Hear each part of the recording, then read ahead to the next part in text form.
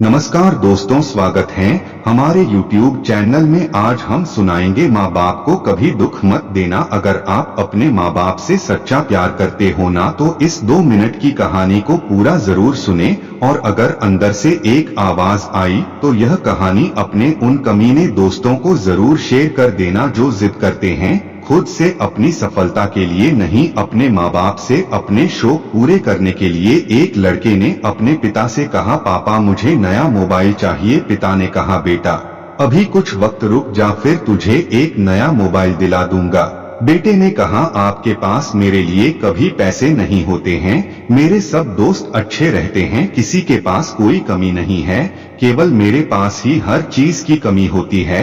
अब आप बच्चे पैदा करना बेहद आसान है, लेकिन उन्हें पालना बेहद मुश्किल जब आप मेरी जरूरत पूरी कर ही नहीं सकते।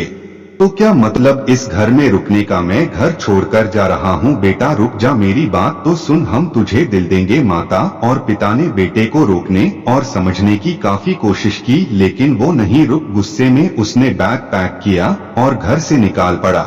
लेकिन घर से निकलते वक्त गलती से उसने अपने पिता की डायरी अपने बैग में डाल ली। पिता की आदत थी कि वह हमेशा डायरी लिखा करते थे और उनकी डायरी को छूने की परमिशन किसी को भी नहीं थी। लड़का घर से काफी दूर आ गया और थक कर बैठ गया।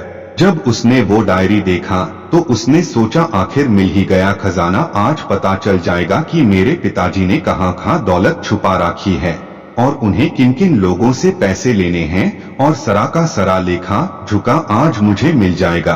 बेटे को लगा इस डायरी में पिताजी की सारी लेन देन का हिसाब होगा। जैसे ही लड़के ने उस डायरी को पढ़ना शुरू किया, उसकी आंखों से आंसू बहाने लगे। डायरी की शुरुआती पन्नों में बेटे को जो बाइक दिलाई थी उसका हिसाब लिखा था, जिसकी EMI पिताजी अभी तक चुका रहे थे।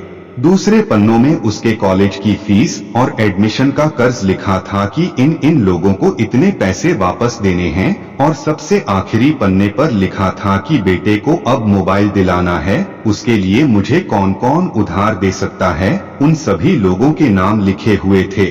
बेटे ने जैसे ही सब पढ़ा वो पागलों की तरह रोने लगा और रोते रोते दौड़ता भगता घर आया। जैसे ही उसने घर आकर देखा तो उसके माता पिता एक कोने में बैठकर रो रहे थे। बेटा अपने पिता के पैरों में गिरकर रोने लगा कि पिताजी मुझे माफ कर दो। पिता ने कहा, बेटा तू मत रो, तुझे मोबाइल मिल जाएगा।